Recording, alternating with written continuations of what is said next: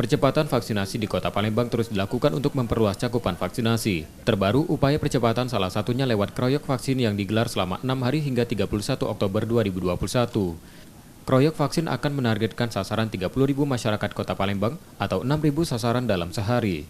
Upaya ini didukung TNI Polri dan diharapkan membantu percepatan vaksinasi, tak hanya di fasilitas kesehatan tapi juga sentra vaksinasi. Sentra vaksinasi diperbanyak dari 4 menjadi 20 unit yang tersebar di berbagai titik. Selain itu, tenaga vaksinator juga akan ditambah.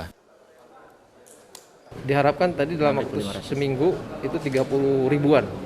Ya, berarti kira-kira sekitar 6 ribuan lah.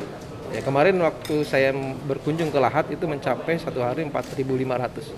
Nah, harapannya di sini di Palembang bisa mencapai 6.000 per hari.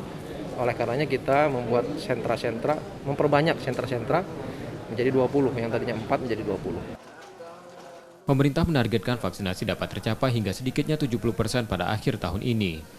Di Palembang hingga 28 Oktober vaksinasi mencapai 63,8% untuk dosis pertama.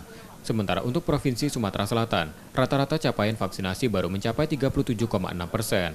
M. Rizky Nurmizan, Kompas TV, Palembang, Sumatera Selatan.